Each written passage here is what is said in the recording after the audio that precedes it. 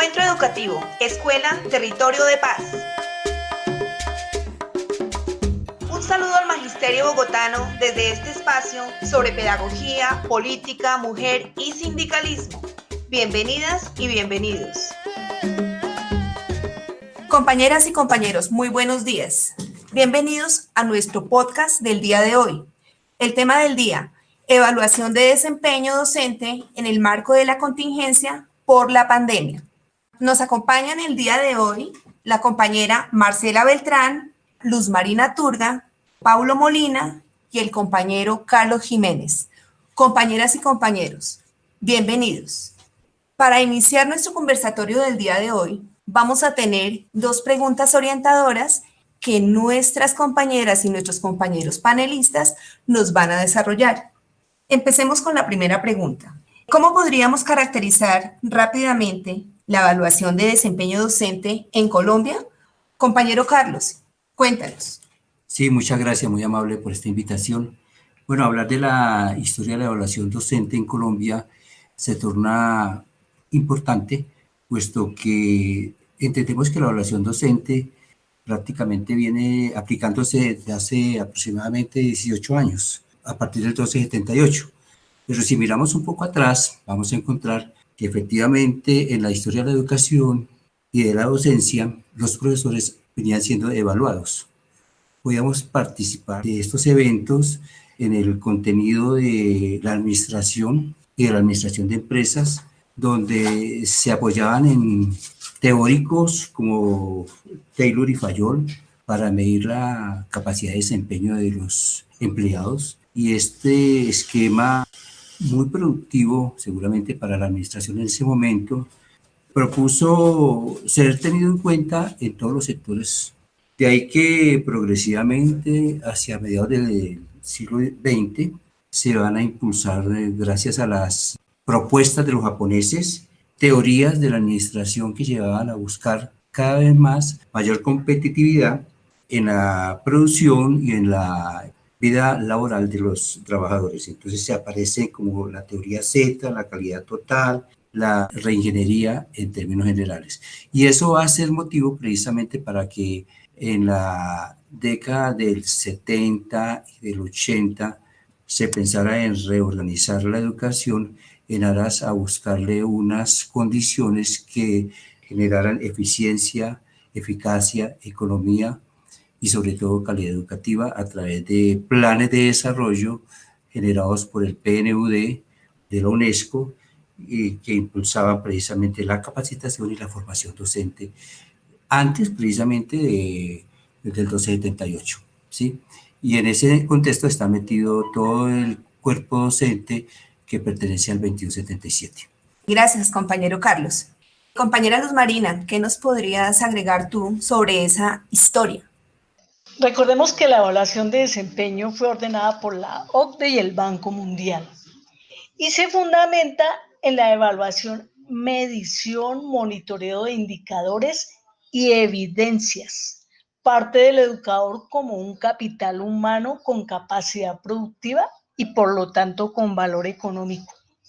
Las competencias son habilidades descontextualizadas del sujeto y su relación humana, social, no existe, riñe con los saberes. En este caso, la profesión docente se asocia con entrenamiento y remuneración por méritos o por incentivos. Gracias, Luz Marina. Marcela, ¿tú qué nos podrías comentar con respecto a esa historia de esa evaluación de desempeño docente? Recogiendo un poco lo que dice Luz Marina al final, creo que la característica fundamental que tiene la evaluación bajo el decreto régimen 1278 es que es punitiva, definitiva y tristemente, ¿sí? Porque es una evaluación sanción, porque es una evaluación que no busca mejorar la calidad de la educación, ni busca hacer un proceso de retroalimentación, que es lo que debería suceder, sino que es una evaluación o un momento de calificación que busca descalificar, porque obviamente al Estado no le conviene que los docentes ascendamos. En tanto eso significa sacar una bolsa de dinero más grande para tener que pagar. Entonces creo que en ese sentido pues se pierde un poco lo que debería ser, porque la evaluación, todos sabemos como profesores, como parte del sistema educativo, que la evaluación debe tener una retroalimentación que permita siempre mejorar. Gracias, Marcela. Muy interesantes esas apreciaciones. Paulo, ¿tú qué nos podrías complementar sobre este tema? Bueno, gracias, Consuelo, y en primer lugar un saludo a todas y a todos los escuchas de este podcast. Yo diría que estoy de acuerdo, digamos, con mis antecesores, pero particularmente me centraría en un tema y es que la evaluación está anclada en un discurso educativo que valora el derecho como un servicio mercancía, a contrario censo de lo que el movimiento sindical y el movimiento educativo pedagógico defiende de la educación como un derecho. Entonces, ese centrar la mirada en el servicio mercancía ha hecho que se observe el desempeño docente desde una perspectiva individualista y mercantil, que como aquí se ha dicho, privilegia, digamos, las lógicas de gestión empresarial o las lógicas de gestión del capital en general en el desarrollo del proceso de enseñanza-aprendizaje y en este caso en el desarrollo de la actividad docente como tal, privilegia criterios de productividad, criterios de rendimientos, como se ha dicho acá, y esos rendimientos, digamos, amarrados a lógicas de remuneración por méritos que, insisto, están ligados a las lógicas, digamos, de la administración de empresas o de la administración del capital como tal. Entonces eso es como una primera idea, pero yo creo que ante eso la FECODE y en general, digamos, quienes han venido discutiendo el tema de la evaluación han antepuesto también otro tipo de discurso que está en este momento discutiéndose en lo que se denomina el nuevo estatuto docente, pues que tiene lugar en esa lógica del derecho a la educación y por supuesto tendría que valorar, digamos, ese desempeño docente con criterios más colectivos y en contextos. Y en eso, pues un elemento central sería propiciar un propuesta en torno al desarrollo profesional docente y a la posibilidad de construcción de modelos pedagógicos alternativos y contextualizados en Colombia. Muchas gracias, Paulo, por esas precisiones tan importantes que nos invitan a reconocer la evaluación de desempeño, más allá de la instrumentalización pues, que los sistemas neoliberales han tratado de imponer y de implementar no solo en Colombia, sino en toda la región. Definitivamente demanda desde los colegios, desde las instituciones educativas, desde el sindicato, desde la ADE, desde FECODE, pues unas posiciones beligerantes frente a la exigencia de una evaluación como proceso, una evaluación que realmente retroalimente y nos permita transformar nuestras prácticas pedagógicas. Muy bien, vamos ahora entonces a contextualizar un poco, ya a centrarnos más pues en la realidad actual, en lo que hemos tenido que vivir no solamente en Colombia, sino en el mundo entero, frente a esta pandemia pues que llegó sin esperarla, donde ningún país estaba preparado para ello, pero que particularmente Colombia, con un sistema educativo desfinanciado, definitivamente no estaba listo, ni antes ni ahora, para poder asumir y abordar una educación verdaderamente de calidad y obviamente una evaluación justa, equitativa y que reconozca y valore de verdad el papel profesional del docente como intelectual de la educación. Entonces, en este contexto actual, una realidad tan atípica como la que estamos viviendo, ¿cuáles serían esas condiciones más pertinentes que demanda la evaluación de desempeño docente del 1278 en este 2020? ¿Y cuáles serían esas orientaciones que ustedes como maestras y maestros le pueden presentar a quienes nos están escuchando para que sean consideradas y se conviertan en reivindicaciones permanentes en las instituciones educativas, ahora que nos estamos acercando precisamente a esa etapa de evaluación de desempeño docente al finalizar el año escolar? Entonces, tienes la palabra, Marcela. Muchas gracias, Consuelo. Bueno, yo creo que hay que garantizar que la evaluación docente sea hecha por quien le corresponde, por quien está realmente autorizado ante la ley, es decir, el rector o la rectora. Nadie más puede hacer esa evaluación. Y no la puede hacer si no se tiene como antecedente los acuerdos a los que se debieron haber llegado a principio de año. Yo creo que más que en cualquier otro año, todos merecemos una calificación de 100, porque el trabajo, más que en cualquier otro año, existen todas las evidencias posibles para mostrar que nos hemos comportado, creo que de primera línea como los médicos, o sea, guardando las proporciones, pero creo que nosotros como ellos nos hemos portado a la altura. Entonces, garantizar que el proceso sea equitativo, que valore el trabajo que hemos realizado y que sea hecho por quien le corresponde. Muchas gracias, Consuelito. Gracias, Marcela. Luz Marina, ¿qué nos puedes aportar? Y sobre todo desde la ADE, desde FECODE, ¿cuáles son esas reivindicaciones que se plantean y que se proponen para que maestras y maestros las asumamos como nuestras banderas pedagógicas de lucha? Gracias, Consuelito. FECODE y ADE hemos estado al frente desde que se impuso el 278 de hacer valer las garantías, porque sabemos que esta evaluación fue impuesta con criterio sancionatorio. Entonces, en ese sentido, retomamos los puntos que deben ser la garantía de la evaluación en el presente año en medio de este contexto de pandemia. Los documentos que han recogido FECODE y la ADE retoman que es anual según la norma y la única guía existente hoy es la 31. Debe estar en coherencia con las decisiones curriculares definidas en cada colegio en el marco de la autonomía, la democracia y los gobiernos escolares. Es función del rector, entonces es indelegable y se aplica al final del año escolar. Debe ser un diálogo académico y formativo, como también un ejercicio crítico de los procesos educativos en los colegios. Debe partir del común acuerdo entre el evaluador y el evaluado en ese proceso de evaluación, definiendo las alternativas y los puntos a evaluar, los tiempos de realización del proceso, la suspensión de los mismos, y debe estar acorde con el calendario académico. En cuanto a los protocolos de evaluación de desempeño y el porcentaje, también debe ser acordado entre el rector y el evaluado. Ya se había hecho al inicio del año escolar, entonces hoy deben ser revisados en la nueva realidad de la pandemia, con el nuevo cronograma, con unos criterios claros y precisos de los alcances de esa evaluación. Debe ser una evaluación objetiva y únicamente concentrada en lo fundamental, con un criterio simple y muy pedagógico. La evaluación de desempeño no debe generar acoso laboral, no debe generar recriminación ni represalias y debe respetarse la libertad de ejercicio y asociación sindical.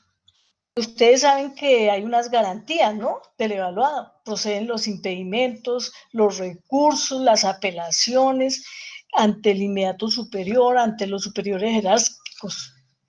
Debe ser una evaluación garantista, sustentada en los derechos constitucionales, condiciones de trabajo digno, libertad de cátedra, debido proceso.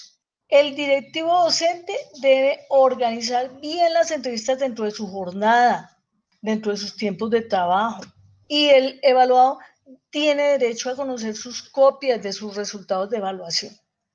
Estos son, entre otros puntos, los que se han venido recogiendo dentro de nuestra organización sindical ADE y FECODE. Entonces, dejando ahí el punto, igual invitamos a los compañeros a que, muy unidos en la lucha por un estatuto único de la profesión docente, en donde todo este tema quede resuelto, que no haya evaluación sancionatoria en el Magisterio de Colombia. Gracias. Muchas gracias, Luz Marina. Paulo, te escuchamos. Yo creo que bien es cierto, la circular 09 abre como dos posibilidades, como de suspenderla o posibilitar que esa evaluación se haga en este año. Sí, yo sé que hay una discusión en torno a posibilitar el desarrollo de esa idea de que se suspenda para mostrar las debilidades y limitaciones que tiene el proceso de evaluación, pero creo que en las condiciones actuales lo mejor, por los efectos que tiene esta evaluación de desempeño anual, es presentarla y exigir, como aquí se ha dicho, el mayor puntaje posible, especialmente ligadas a tres cosas que a mí me parecen claves hoy. Uno, a la flexibilización curricular que se tuvo que desarrollar. Dos, a la contextualización que conllevó el estado de emergencia por el COVID, ¿sí? Y esa contextualización a la diversidad de creaciones que tuvieron las y los docentes para posibilitar que los niños y niñas tuvieran unos mínimos de garantía de su derecho a la educación y unos mínimos de aprendizaje que no solo los llevaron a explorar los terrenos de los lenguajes digitales, sino también a explorar alternativas para poder llegar a quienes no, a los niños y niñas que no tenían cierto acceso a TICs, digamos, a los múltiples contextos que se desarrollaron. Y tres, digamos, porque la labor docente y el marco del COVID permitió, digamos, ver una crisis de la institución escolar como la venimos desarrollando y generar nuevas formas de pensarse esa educación y de redimensionar varias relaciones, entre ellas la relación entre colegio, familia y niño, y por supuesto la discusión en torno a lo que significa los procesos de evaluación, no solo docentes, sino los procesos de evaluación también para los estudiantes en el marco de una educación alternativa. Y eso tiene que ver con lo que yo decía hace un rato, a propósito de si usted se piensa la evaluación desde los escenarios del derecho a la educación, por supuesto pensará, digamos, no en una evaluación individual como se nos ha querido o como se nos ha impuesto, una evaluación ligada a la sanción, sino una evaluación en colectivo, en contexto, que promueva el desarrollo pedagógico alternativo y que promueva también, digamos, el desarrollo profesional. Y finalizaría diciendo que también hay casos en los que esa evaluación se convierte en un modelo de imposición o de sanción explícita, y ante eso hay unas acciones legales a las que se tiene derecho, y simplemente decirles pues que hay unos recursos contra los actos de evaluación de desempeño, que son los de reposición y el recurso de apelación que se hacen, digamos, ante las autoridades educativas, y pueden presentarse una vez terminada la evaluación ante el superior, pues en este caso el rector, que es quien está haciendo la evaluación, y o ante la Secretaría de Educación. Muchas gracias, Pablo. Carlos, te escuchamos.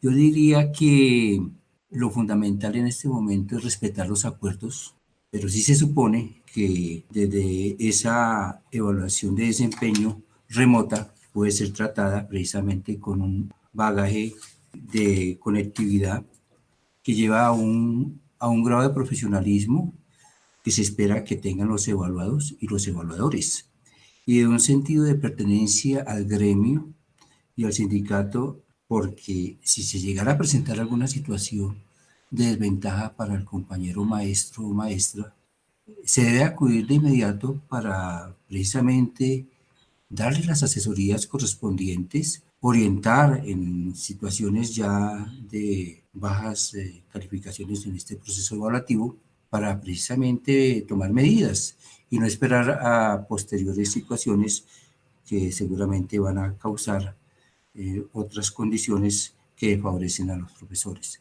Muchas gracias, compañero Carlos. Quedan algunas ideas muy puntuales sobre la mesa que nuestras compañeras y nuestros compañeros nos dejan.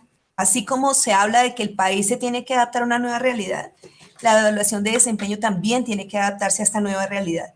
Y es una nueva realidad donde maestras y maestros han desbordado sus jornadas, han hecho un sobreesfuerzo para poder garantizar ese derecho a la educación de niñas y de niños, incluso de aquellos que no han tenido la posibilidad de conectarse, ni siquiera han podido llegar a esa educación no presencial.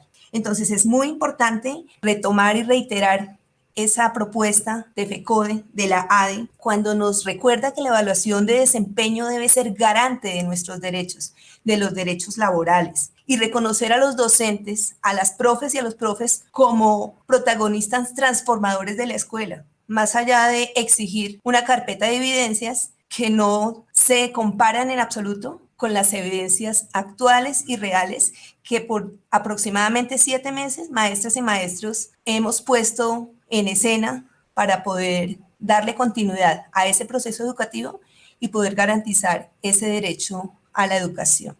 Entonces, un tema sumamente importante, fundamental. Solamente esta es un abrebocas que genera muchas preguntas, muchas dudas, muchas expectativas, y que el escenario natural donde este tipo de debate se debe dar es en las instituciones educativas, es con las compañeras, los compañeros, con orientadores, coordinadores, directivos docentes, porque definitivamente esto de la evaluación de desempeño, y particularmente en tiempos de pandemia, debe ser una construcción concertada, colectiva, donde todas y todos nos reconozcamos todo el esfuerzo que se ha hecho y el papel tan importante que maestras y maestros hemos jugado en todo este proceso.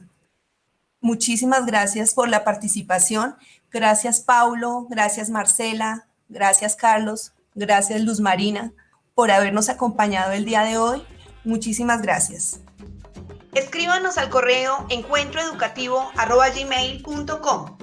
Cuéntenos sus opiniones sobre el tema del día y de aquellos que a ustedes más les interesaría escuchar, porque aquí ustedes tienen la palabra. Y recuerden, cuidémonos y quedémonos en casa. Hasta pronto.